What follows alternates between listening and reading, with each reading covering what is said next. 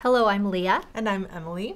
And we are filming live today, showing you 16 joy-filled Easter crafts. Yay! And what is more joyful than frogs? So this year we decided to go with the theme of ribbits instead of rabbits. And first off, we have a new addition to our Pocket Pal collection with these absolutely adorable little frogs that come in a lily pad. And I am so in love with these little guys. Can't wait to make my own. Yes, and then our next project that's made out of felt are these beautiful daffodils. And I'm just really loving our felt flower collection because it seems like each time there's a new flower, there's added detail. You can see how pan pastel was used for a gradation around the top. Absolutely love these. And look at the scapes. So they look real. They look real. Yeah, and they're felt. And I love this, the pan pastel detail is so good. And continuing with our frogs, we have a new little tote bag that Krista designed, and this one is another little froggy guy. He's double-sided, and I think it's kind of an Easter basket. I think yeah, that'd be perfect. You could use it for an Easter basket. You could use it, I don't know, to collect toys, just as a, I didn't even notice this mushroom. Oh my gosh. There we go. It's a fashion handbag. I would take this out. I know you would. That is very true. All right, and then the next project, I actually did have to throw in one little rabbit. So this is one of our favorite rabbits that we made, I don't know, almost 10 years ago, and I decided to update it with some of our new tools and our new techniques that we use. This is easy to make. I think this is perfect for the beginner crafter. Mm-hmm. And next up, we have our macrame Easter basket. And this is one of our favorites. The detail on this is just so gorgeous. And I love the pink that she chose. And the leather handle too. This is a vintage, not vintage, this is something that you could use year after year. Someday it might be vintage. Heirloom, thank you. But I think this is something that everyone should have in their collection for Easter because you can pull it out year after year. All right. And talking about macrame, we have these very simple and easy to use macrame napkin holders, and I thought this would be fun for Easter to decorate my Easter table. Of course, you could use them all year round. I think they'd look great in the summer as well. And this is like a really wonderful beginner macrame project if you just are getting started and you want to play with this technique. And it has a, I don't know, it has an earthy homemade feel to it that I just love. Definitely. And next up, we have these very cute little ball bees that you made. I did. I know. I have to go into my childhood once in a while and make kids crafts, and so this is the one I made this month. I think they're so cute. I love them hanging from this branch, and you actually made this branch. I did. So I was actually thinking, write in the comments if you guys want me to teach you how to make this branch. We were actually out looking for a branch for one of our projects, which we'll show you in a minute, and I was like, wait a second, why don't I just make one? So I just kept going, and then we thought, that might be something we want to share with you guys. Like, this is going to have to be a post, I think. Yeah. So tell me in the comments if you want me to teach you how to make this branch. If not, meh, we'll just move on. So, okay. And after this, we have these guys. Here we go. So this is why we made the branch. We were trying to find a really cute kind of Scandinavian style branch for these painted eggs that Emily made.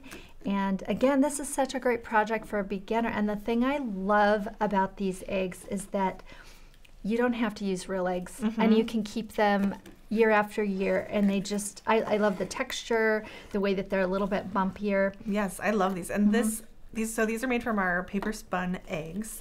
And I think while I did a very natural organic palette, I was kind of replicating some of the more colorful natural eggs. You could paint anything you wanted on these. You could get crazy. You can have your kids paint something really fun, and I think it would be a great project to do with your kids or your grandkids. Yep, we have quite a few of these egg projects that are made, you know, even little animals and things like that. So go check them out on our site. Just search in our new search bar, Easter eggs, and you'll see them all come up.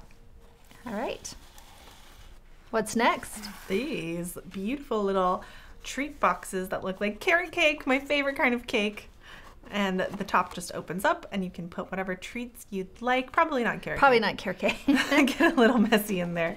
But the detail that she did with these little, what are these called? Whipped cream puffs. Sure. Or even frosting puffs, and even the carrots. It's so cute. I love these. Yeah.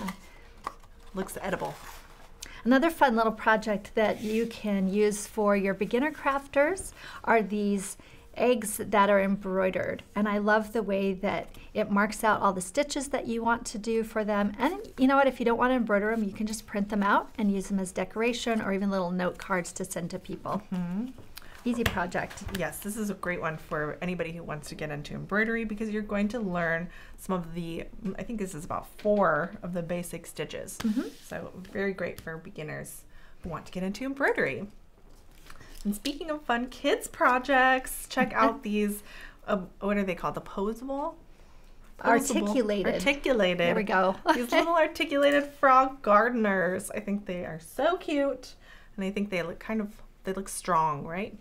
Just look like they're going to be carrying big pots around in your garden. Or picking very large carrots. I don't know. One of the two. And we have a nice little couple.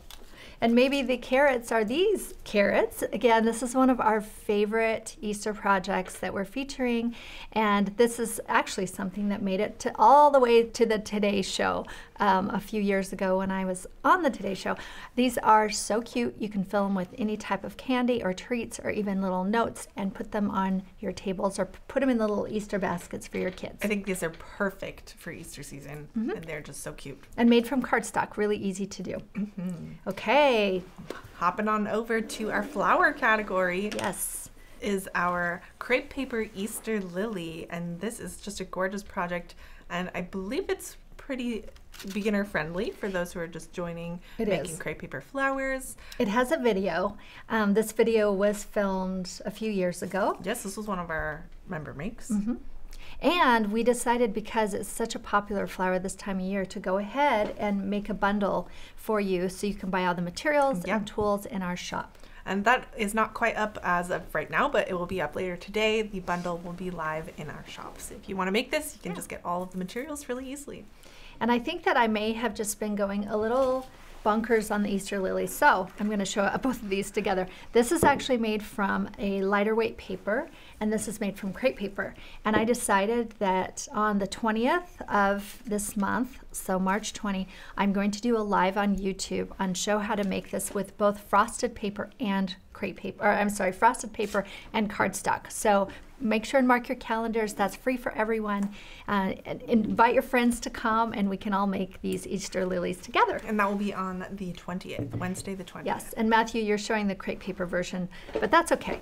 They actually really do look very, very similar. They do. So you can't really tell until you get close up. So I can't wait to see that and learn how to make this with you.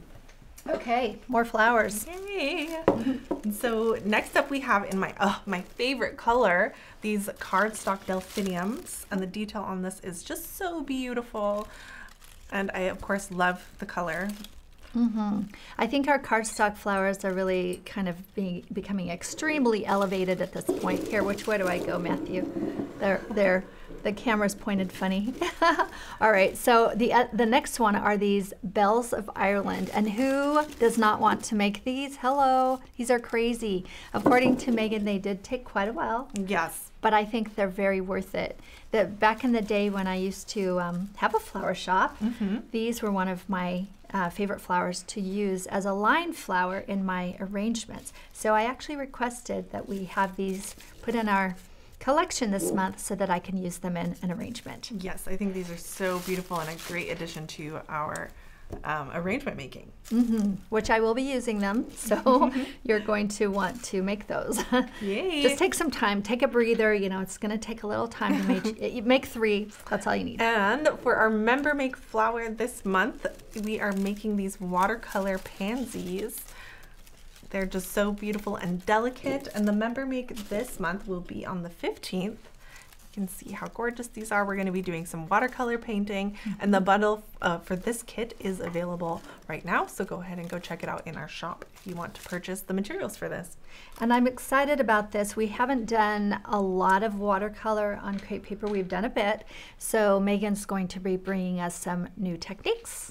So yeah. Yay, can't wait. All right. Well, that's it.